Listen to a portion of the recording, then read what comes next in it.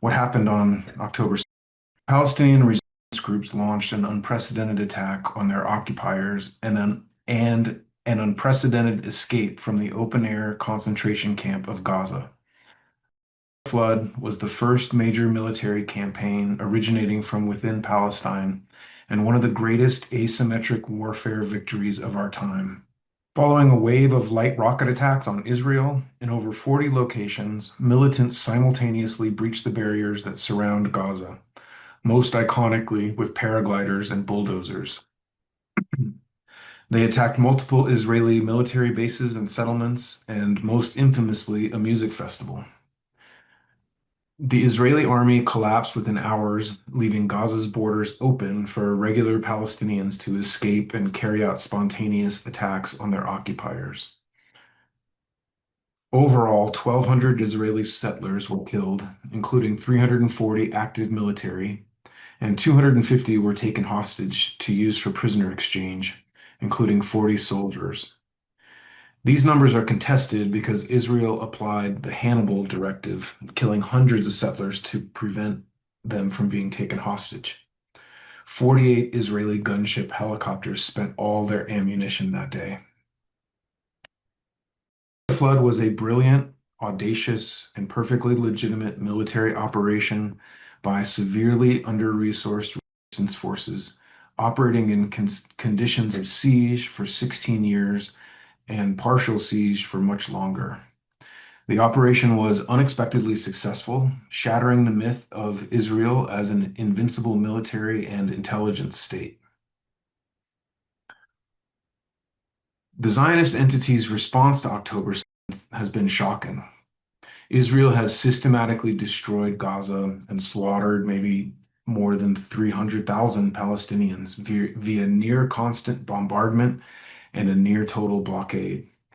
It has targeted children, healthcare workers, journalists, UN aid workers, hospitals, ambulances, schools, religious buildings, and it has weaponized the withholding of water, food, electricity, fuel, and other essential supplies. The International Palestine Solidarity Movement's response to October 7th has also been shocking, but in a good way. It exploded. The flood galvanized support for the Palestinian struggle and brought it to the global forefront. Many millions all over the world joined the movement and have participated in mass demonstrations, boycotts, civil disobedience, and campus encampments for Palestine. Additionally, a few flotillas and strikes, right? Though the movement has been unable to halt the genocide, it has made significant ideological advances. It has exposed the barbarism of the Zionist project, and thanks to the efforts of Jewish activists in particular, decoupled Judaism from Zionism and anti-Zionism from anti-Semitism. The movement has gone beyond condemning the particular policies of the apartheid state to condemning its very existence, and this is a massive political advance. The flood caused a massive rupture of the status quo in apartheid Israel. Last year, Israeli historian Ilan Pappé wrote that it could be likened to an earthquake that strikes an old building. And he argued that it kicked off a historical process that, quote, is likely to culminate in the downfall of Zionism. Palestinian resistance and Zionist reaction caused a deep economic crisis, capital flight, international isolation, hundreds of thousands of settlers leaving Israel, and the further fracturing of its deeply deranged society. In every nation but Israel, public opinion has swung dramatically in favor of Palestine. Israel has been condemned by the vast majority on the planet, plus many state officials, the UN, and the international courts. Even Bernie Sanders finally called it a genocide just last month, but he still says started it.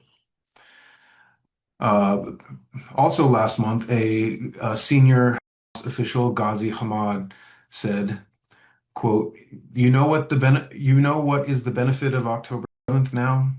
If you look to the UN General Assembly yesterday, when about 194 people opened their eyes and looked to the atrocity, to the brutality of Israel, and all of them, they condemned Israel. We waited for this moment for 77 years. I think this is a golden moment for the world to change the history. Within the pro-Palestine movement, there has been debate on whether to support the flood, the Palestinian military attack on Israel. Uh, s- uh, sorry, Swiss Syrian socialist Joseph Daher takes a firm stand on this in his great book, Palestine and Marxism. He writes, like any other population under colonial occupation and apartheid, like any other population under colonial occupation and apartheid, the Palestinians have the right to resist, including by military means. The violence used by the oppressor to maintain its structures of domination and subjugation should never be compared to or placed on the same level as the violence of the oppressed who try to restore their own dignity and who seek to have their existence recognized. As revolutionary socialists, we give unconditional support to national liberation struggles, even if we are critical of the actors involved. When an oppressed nation makes an advance in its liberation, it weakens imperialism and helps create conditions for international working class unity. It is a conservative, bourgeois nationalist organization with leadership drawn from the Palestinian petty bourgeoisie and support drawn from the regional bourgeoisie in right-wing Islamic monarchies.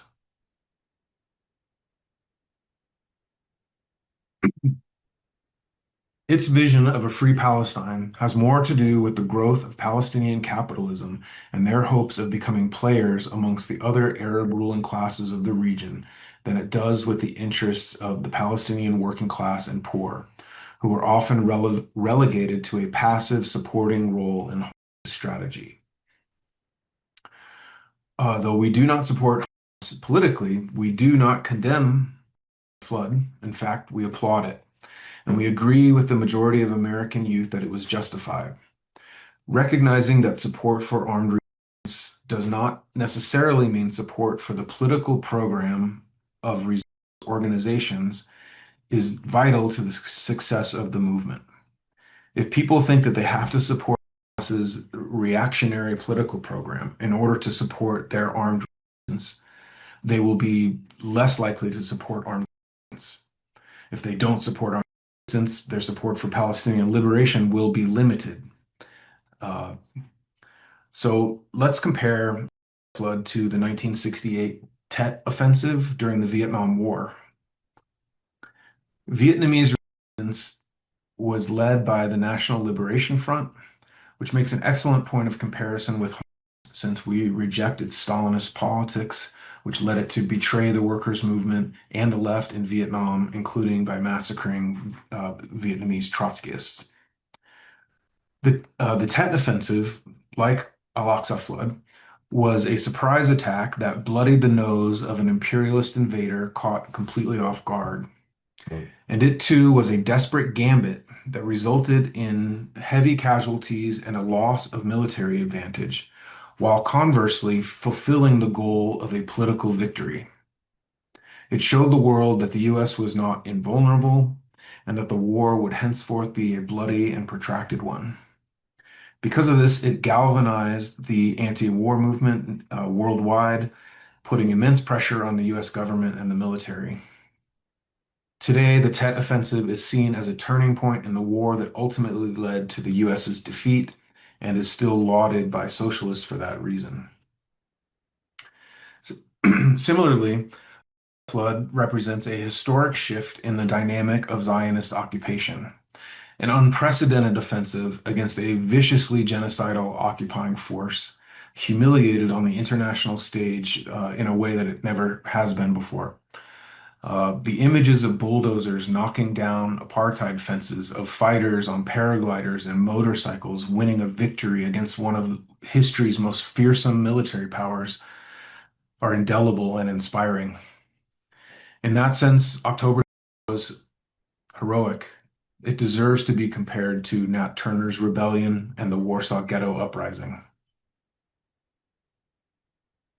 Regarding the targeting of so-called civilians on October, we should contextualize their deaths in the same way that we would the killings of settlers during Nat Turner's rebellion or the wars of Native in North America. It is certainly grim to think about children and women being killed as they occasionally were, but to question the morality of those campaigns would be to side with the slave masters, the settlers, and with centuries of genocidal ethnic cleansing and chattel slavery. The violence of the oppressed is a reflection of the actions of the oppressor. The non-combatants killed on October 7th are in reality victims of Zionism. It is not our role to mourn them, but instead to build support for the heroic resistance to Zionism, a scourge on the planet and on Jews in particular. Because of the genocide that followed, the flood seems to have been an obvious setback or mistake or a defeat. But the genocide and ethnic cleansing of Palestine has been ongoing since before 1948, let alone October 7th. The Zionist entity only intensified it. Consider how desperate the political situation had gotten for Palestinians. Israel would periodically, quote, mow the grass of Gaza or, quote, put it on a diet, these delightful Israeli euphemisms for slaughter and starvation. The Zionist state and society were lurching ever rightward. Settler violence and land theft in the West Bank was not only unchecked, but encouraged by the state. Palestine was isolated in the region as Arab governments normalized relations with their occupier. October was a desperate attempt to break this intolerable stasis.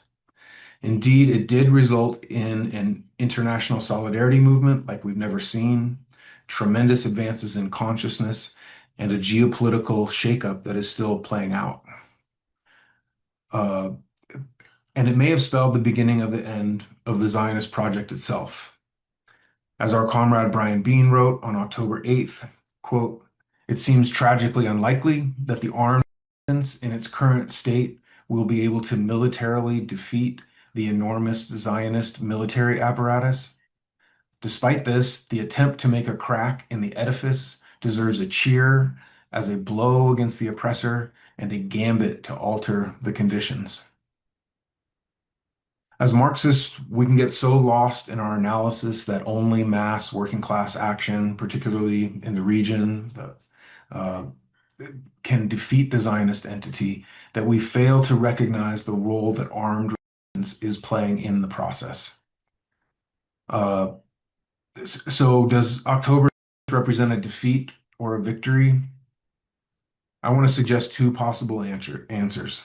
First, that it represents both a defeat and a victory. And second, that as Rosa Luxemburg taught us in her last writing before being assassinated by the German Social Democratic Party, that due to a peculiar law of history, the ultimate victory can only be prepared by a series of defeats. Unavoidable defeats pile up guarantee upon guarantee of the future final victory. I hope she's right. Uh, as Palestine supporter Cedar Salvo recently tweeted, flood was a historical rupture that exposed the foundations of our world. It was a flash of lightning that illuminated everything: international law, academia, civil society, and media. It was the great unmasking of our time, and now no one can plead ignorance ever again. Also very optimistic, like Rosa.